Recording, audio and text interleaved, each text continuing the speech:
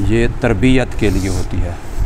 ہمارے مدرسے کے خصوصی جو طلباء کا جو ہمارا آپس کا معاملہ ہے اس کے لیے ہوتی ہے، واعظ و نصیحت کے لیے ہوتی ہے۔ اور یہ صرف یوں نہیں کہ بس رسم پوری کرنی ہے، بلکہ ہر بچہ اس کو اپنے سبق کا حصہ سمجھے، یہاں رہنے کا، تربیت کا حصہ سمجھے۔ یہ ہمارے لیے ضروری باتیں ہوتی ہیں۔ آپ لوگ گھر سے پڑھنے کے لیے آئے ہیں، اب آپ کا وقت آپ کے پاس بھی امانت ہے، ہمارے پاس بھی امانت ہے۔ آپ کی جو اللہ نے آپ کو صلاحیتیں دی ہیں وہ آپ کے پاس بھی امانت ہیں، اللہ نے پوچھنا ہے، اللہ کی طرف سے سوال ہوگا۔ قرآن مجید کے اندر 30ویں پارے میں جو ایک چھوٹی سی صورت ہے اس میں یہ لفظ آتا ہے ثم لتسألن یومئذ عن النعیم۔ پھر پکی بات ہے، پکی بات ہے، ٹرپل تاکید ہے، یہاں 3 تاکیدیں ہیں، 3 تاکیدیں، 3 تاکیدوں کے ساتھ اللہ پاک فرماتے ہیں ضرور ضرور ضرور تم سے پوچھا جائے گا نعمتوں کے بارے میں۔ تمہیں آنکھ والی نعمت دی تھی، کہاں استعمال کی؟ تمہیں کان والی نعمت دی تھی، کہاں استعمال کی؟ تمہیں صحت دی تھی، کہاں استعمال کی؟ جہاں دیکھو کتنے اندھے ہیں بیچارے، کتنے بہرے ہیں بیچارے، کتنے زبان سے گونگے ہیں بیچارے، کتنے وہ ہیں جو صحت سے محروم، ہسپتالوں میں جا کے کبھی دیکھو، کبھی قبرستان میں جا کے دیکھو کہ ہم سے زیادہ طاقتور، حسین، ہم سے زیادہ مال والے، ہم سے زیادہ فلاں والے آج قبروں میں مٹی کے ڈھیروں کے نیچے پڑے ہیں۔ تو ان چیزوں کی قدر کرو، یہ نعمتیں ہیں اللہ تعالیٰ کی، ان کے بارے میں اللہ تعالیٰ پوچھیں گے۔ ثم لتسألن یومئذ عن النعیم۔ حضرت عبداللہ بن عباس کی غالباً روایت ہے اسی آیت کے تحت کہ اگر گرمی کے موسم میں ٹھنڈا سایہ مل جائے یہ بھی اللہ کی نعمت ہے، اس کے بارے میں بھی پوچھا جائے گا۔ اگر سخت دھوپ میں، گرمی میں، پیاس میں ٹھنڈا پانی نصیب ہو جائے یہ بھی اللہ کی نعمت ہے، اس کے بارے میں بھی پوچھا جائے گا کہ تجھے سائے کی نعمت دی تھی، تو نے اس کا کیا شکر ادا کیا؟ تجھے ٹھنڈے پانی کی نعمت دی تھی، تو نے اس نعمت کا کیا شکر ادا کیا؟ تو اب باقی جو نعمتیں ہیں، صحت کتنی بڑی نعمت ہے، صحت کتنی بڑی نعمت ہے۔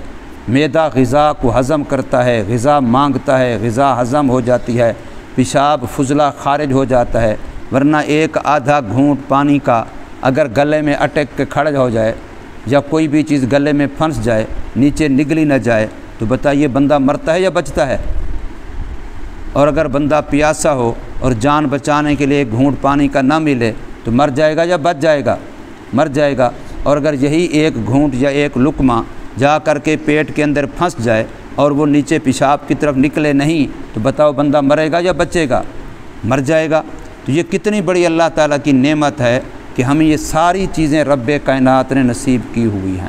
تو اس لیے آپ کے پاس یہ امانت ہیں، اور پھر آپ پر صرف اپنی جان کا حق نہیں، اپنی صلاحیتوں کا حق نہیں، اپنے ماں باپ کا بھی حق ہے، اپنے بڑے بہن بھائی جو کماتے ہیں، محنت کرتے ہیں، ہمیں خرچہ دیتے ہیں، ان کا بھی حق ہے۔ ہمارا خاندان جنہوں نے ہم سے امیدیں وابستہ کی ہوئی ہیں کہ ہمارے خاندان کا یہ بچہ حافظ بن جائے گا، یہ بچہ عالم بن جائے گا، یہ بچہ پڑھ لکھ جائے گا، خاندان کا سہارا بن جائے گا، ان سب کا بھی ہمارے اوپر کیا ہے؟ حق ہے۔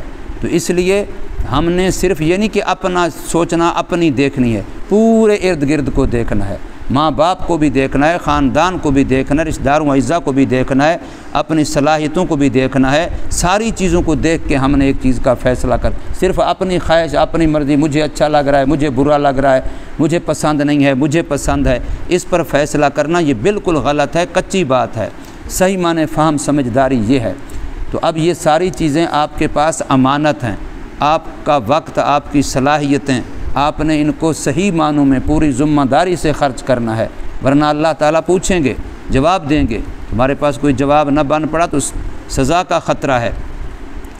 ہم نے سفر کیا ہے علم سیکھنے کے لیے، تو علم دین مدرسے میں اصل مقصد ہوتا ہے، ورنہ سکول کالج میں سے اصل مقصد ڈاکٹری کا کالج ہے تو ڈاکٹری سیکھنا، لا کالج ہے تو قانون سیکھنا، اگر کیا ہے دوسرا کوئی فن کا کالج ہے تو وہی فن سیکھنا۔ لیکن یہاں اصل مقصود تو ہے، ہم نے یہ سیکھنا ہے کہ ہم سے ہمارا اللہ کیا چاہتا ہے، وضو کرنا ہے تو اللہ کیسا وضو چاہتا ہے، نماز پڑھنی ہے تو اللہ تعالیٰ کیسی نماز چاہتا ہے، مال ہمارے پاس ہے تو اللہ اس کا خرچ کیسے چاہتا ہے، مال کمانا ہے تو اللہ اس کا کمانا کیسے چاہتا ہے، اس طریقے سے سونا ہے، جاگنا ہے، کھانا ہے، پینا ہے، ساری زندگی کا ایک ایک کام میں ہم نے، حتیٰ کہ بیت الخلاء واش روم ہم نے استعمال کرنا ہے، اس میں بھی ہم آزاد نہیں ہیں۔ جانور تو پیشاب کر دینا ہے بس، اس کو نہیں پتہ کہاں لگتا ہے، کہاں گرتا ہے، کیسے ہوتا ہے، گلی خراب ہوتی ہے، راستہ خراب ہوتا ہے، جگہ خراب، اس کو نہیں خیال۔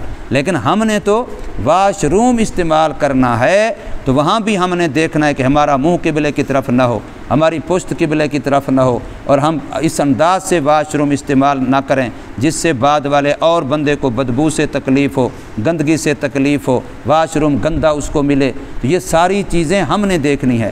اندر جانا ہے تو بایاں پاؤں پہلے اندر رکھنا ہے، باہر نکلنا ہے تو کیا ہے، دایاں پاؤں پہلے نکالنا ہے۔ اب یہ ساری چیزیں ہمارے لیے ہیں، انسانوں کے، جانوروں کے ان میں سے کوئی حکم نہیں ہے۔ تو جب واش روم جو ایک فطری ضرورت ہے، ہر جاندار کرتا ہے، اس کے لیے بھی ہمیں شریعت نے آزاد نہیں چھوڑا، اس میں بھی ہم ایک طریقے کے احکام کے، شریعت کے مسائل کے پابند ہیں۔ تو پھر زندگی کے باقی کاموں میں سے کسی کام کے بارے میں اگر میں نے یہ فیصلہ کر لیا، میرے بال میری مرضی، یہ فیصلہ اگر میں نے کر لیا، یہ فیصلہ میرا ٹھیک ہے؟ بالکل غلط ہے۔ میری جان میری مرضی، میرا لباس میری مرضی، میرا وقت میری مرضی، یہ فیصلہ قطعاً کبھی مسلمان کا نہیں ہے، بلکہ مسلمان یہی کہتا ہے میری جان میرے رب کی مرضی، میرا لباس میرے رب کی مرضی، میرے بال میرے رب کی مرضی۔ اور رب نے اپنی مرضی بتلا دی ہے، وہ ہے اتباع محمد کریم صلی اللہ علیہ وسلم۔ اللہ نے فرمائی بنا ان کنتم تحبون اللہ فاتبعونی یحببکم اللہ، اگر تم اللہ کا پیار چاہتے ہو تو مدنی کریم صلی اللہ علیہ وسلم کی اتباع اور غلامی کرو، اللہ تمہیں اپنا پیار دے دے گا۔ یہ حدیث قرآن مجید کی آیت ہے، ان کنتم تحبون اللہ، اگر تم اللہ کی محبت چاہتے ہو تو کیا فرمایا، کیا کرو؟ فاتبعونی، میری غلامی کرو۔ حضور نے فرمایا یحببکم اللہ، اللہ تمہیں اپنا پیارا بنا لے گا، اللہ تمہیں اپنا محبوب بنا دے گا۔ تم اللہ کے نبی کی مرضی کے مطابق لباس، شکل و صورت، وضع قطع، کھانا پینا، سونا جاگنا کرو گے، وضو نماز اللہ کے نبی صلی اللہ علیہ وسلم کی اتباع میں کرو گے، اللہ تمہیں اپنا محبوب بنا لے گا، اللہ تمہیں اپنا پیارا بنا لے گا، اللہ کے تم محبوب اور پیارے بن جاؤ گے، اللہ تمہیں اپنا بنا لے گا۔ یہ کتنی بڑی بات ہے۔ تو ہم آزاد نہیں ہیں میرے بھائیوں، ہم نے ہر چیز کے لیے، مسلمان کلمہ جب پڑھ لیتا ہے تو پھر اپنا آپ اپنے اللہ سے بیچ دیتا ہے۔ ان اللہ اشتری من المؤمنین انفسہم واموالہم بان لہم الجنہ، یہ قرآن مجید ہے۔ بے شک اللہ نے خرید کر لیا ایمان والوں سے ان کے جانوں کو اور ان کی مالوں کو۔ بھئی آپ نے جان دے دی، مال دے دیا، کیا لیا؟ بان لکم الجنہ، تمہارے لیے جنت ہے، جنت کے بدلے تم نے اپنی جان مال اللہ کو بیچ دی ہے، اللہ مشتری بن گیا ہے۔ ان اللہ اشتری، اللہ نے خرید کر لیا ہے تمہاری جانوں کو بھی، تمہارے مالوں کو بھی۔ جیسے تم اونٹ گھوڑا بیچتے ہو، پیسوں کے مالک بن جاتے ہو، اب تم نے جان مال بیچا، جنت کے مالک بن گئے۔ اگر جان پر تمہاری مرضی چلی پھر بیچی تو نہیں ہے، اللہ کو جب بیچی ہے تو مرضی کس کی چلے گی؟ اللہ کی چلے گی۔ جب اپنا مال اللہ کو بیچا ہے تو مال پر مرضی کس کی چلے گی؟ اللہ کی چلے گی، تب تمہیں مجھے اللہ پاک جنت دے گا۔ اگر ہم کہیں کہ جو اونٹ گھوڑا ہم نے بیچا ہے اس کے جو پیسے ہیں وہ پیسے بھی ہمارے ہو جائیں اور اونٹ گھوڑے پر بھی ہماری مرضی چلے تو پھر پیسے ہمارے نہیں بنیں گے۔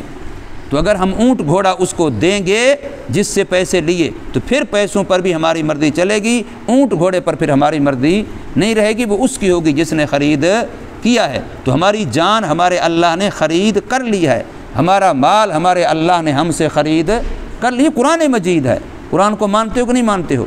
سارے کو یا کچھ کو؟ سارے کو ماننا ہے۔ کلمہ پڑھنے کا معنی جیسے ہم جا کے کہتے ہیں کہ یہ چیز 100 روپے کی مجھے دے دے، وہ کہتا ہے ٹھیک ہے، بس کلمہ پڑھنے کا معنی یہ ہے کہ جان مال ہماری لے لو، ہمیں جنت دے دو، یہ ہم نے اللہ سے بیع کر لی، سودا کر لیا۔ یہ ہے لا الہ الا اللہ محمد الرسول اللہ۔ یہ کلمہ پڑھ کے ہم نے اللہ سے کیا کر لیا ہے؟ سودا کر لیا ہے، اللہ سے کچھ اللہ کو دیا ہے، کچھ اللہ سے لیا ہے۔ لیا کیا ہے؟ جنت۔ جنت کیوں لی ہے؟ اس لیے کہ اس میں اللہ کا دیدار ہے، اس میں اللہ تعالیٰ کی رضا اور خوشنودی کا اعلان ہے۔ تبلیغی جماعت والے ایک واقعہ سناتے ہیں، ذہن میں آ گیا۔ جماعت گئی آسٹریلیا۔ آسٹریلیا ایک ملک ہے اور بہت بڑا ملک ہے دنیا میں، پورا بر اعظم ہے۔ ایک ملک ہے لیکن پورا ملک ایک بر اعظم ہے پورا۔ آسٹریلیا میں جماعت گئی تو وہاں غیر مسلموں کا ملک ہے، زیادہ تر مسلمان تھوڑے تھوڑے ہیں۔ تو ایک پارک کے اندر یہ تبلیغ والے انہوں نے ڈیرا لگا لیا، چادریں بچھا کے وہاں بیٹھ گئے، کچھ سنتے منتے نفلیں جو بھی پہلے عبادت کی، اس کے بعد وہاں دسترخوان لگا کے روٹی کھانے لگ گئے۔ اب آسٹریلیا کے لوگوں نے دیکھا ہے، وہاں پارک تھا تو وہ لوگ وہاں پھر رہے تھے، تو دیکھا کہ یہ کیسے لوگ ہیں زمین پر بیٹھ کے روٹی کھانے کے لیے، تو کرسی ہو، میز ہو، کوئی کم از کم لش پش ہو، کوئی آگے پیچھے کچھ ہو تو پھر بندہ روٹی کھائے نا۔ یہ کیسے لوگ ہیں؟ دسترخوان زمین پہ بچھایا، روٹی کھانے لگ گئے۔ تو کہتے ہیں کہ ایک مرد اور ایک عورت جوڑا، میاں بیوی، وہ قریب ہے۔ جب قریب ہے وہ دیکھ رہے ہیں حیران ہو کے، تو ان کا ایک ساتھی تھا ہمارے، اصل پاکستانی ہے، اب وہ مستقل وہاں رہتا ہے، غالباً اس کا نام طارق ہے۔ تو اس نے ان کو بلا لیا، وہ اس دن کی بولی جانتا تھا، وہاں کی زبان اس کو آتی تھی۔ اس نے ان کو بلایا، آؤ کھانا کھاؤ ہمارے ساتھ، ہمارے ساتھ کھانا کھاؤ۔ تو کھانے کی بات ہوئی تو پھر اس کی کہہ دیا کہ بھئی وہ دعوت شروع کر دی۔ دعوت میں یہ کہہ دیا کہ جنت کا تذکرہ ہو گیا۔ تو وہ جوڑے نے کہا کہ تم جنت کی کون سی بات ہے؟ جنت تو ہمارے، یہ ملک ہمارا جنت ہے، دیکھو سی کھانے کے لیے کیا ہے، پہننے کے لیے کیا ہے، رہنے کے لیے کیا ہے، سواریاں کیا ہیں، کیسی پارکیں ہیں، کیسے فلاں فلاں، کیسے فلاں فلاں، یہ جنت نہیں اور کیا جنت، یہ جنت ہے اور کیا جنت ہوتی ہے۔ تو اس نے ٹھنڈا سانس بھرا، کہنے لگا او ہو، تم نے جنت سنی جو نہیں ہے۔ تم بتاؤ تمہاری جنت یہ ہے جس کا تم کہہ رہے ہو، یہاں موت آتی ہے کہ نہیں آتی؟ کہتے موت تو آتی ہے۔ کہتے میں اس جنت کی بات کروں جس میں موت نہیں آئے گی۔ تمہاری جنت کے اندر لوگ بیمار ہوتے ہیں کہ نہیں ہوتے؟ کہتے ہوتے ہیں۔ کہتے میں اس جنت کی بات کروں جس میں کبھی کوئی بیمار نہیں ہوگا۔ تمہارے ہاں لوگ بوڑھے ہو جاتے نہیں ہوتے؟ کہتے ہو جاتے ہیں۔ کہتے میں اس جنت کی بات کروں جس میں کبھی کوئی بوڑھا، اس طرح سے بتاتا کہ جنت کا تعارف۔ تو وہ حیران، اچھا ایسی جنت، اس میں بیماری کبھی نہیں ہے، اس میں موت بھی نہیں ہے، اس میں بڑھاپا بھی نہیں ہے، اس میں بدبو بھی نہیں ہے، پیشاب پخانہ بھی نہیں ہے، فلاں بھی نہیں، تو پھر ایسی جنت تو ہمیں بھی چاہیے۔ تو اسی وقت وہ مسلمان ہو گئے، وہی تھوڑی سی دیر میں دعوت دینے میں وہ کیا ہو گئے۔